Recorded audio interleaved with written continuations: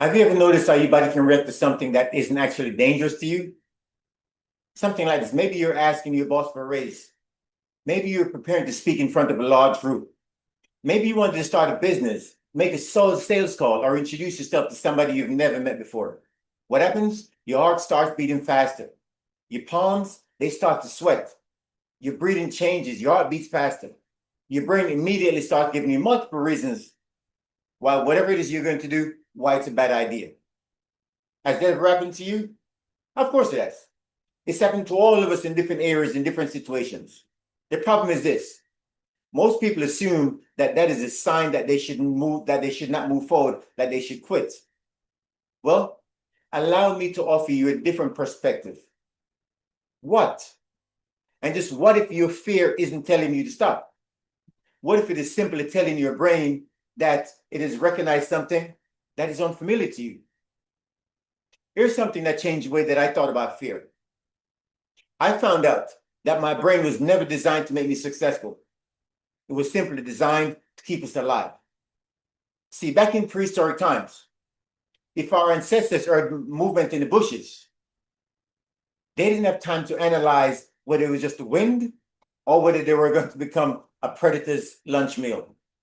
So what happened? The brain learned that responding quickly increased the chances of survival. And that quick response system still exists in our brain today. The problem is that the things we fear today are not the same thing our ancestors feared. Today, we face things like giving a presentation in public, starting a business, creating social media videos, negotiating salaries, approaching strangers in the supermarket. None of the things I just mentioned are life-threatening, but they all involve a certain level of uncertainty and level of discomfort. And those are the things that get your brain's attention, specifically the amygdala, which is your brain's alarm system. Whenever the amygdala detects anything that might endanger your safety, it immediately prepares your body to respond. So your heart rate increases, stress hormones are released, your attention narrows, and your body gets ready for action. It is actually an incredible protection system when there's real danger.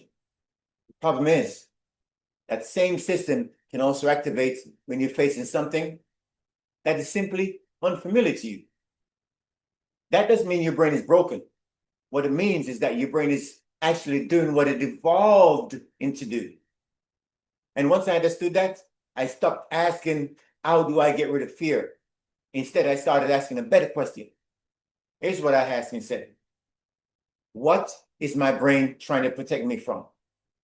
And sometimes, guess what? Sometimes it's real danger, and I act accordingly.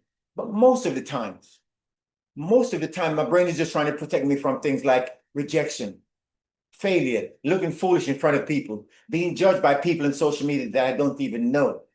And yes, I'll admit sometimes some of those things are uncomfortable, but are they dangerous? I would say not. And that's one of the most important things you can learn about fear. The moment you understand that your brain is trying to protect you, not sabotage you, you stop fighting fear. Instead, you begin to educate it. So every time you take a safe action that feels uncomfortable, your brain gathers new evidence. And over time, it learns, it updates, it becomes less reactive to similar situations. And that's one reason growth becomes easier with repetition. Not because the circumstances change, but because your brain changes over time with repetition. So the next time fear shows up, don't immediately assume that it's trying to stop you or telling you to stop or telling you to quit. Pause. Take a moment. Ask yourself this question. Am I facing real danger, or am I just facing something that is unfamiliar to me? That one question can completely change how you respond.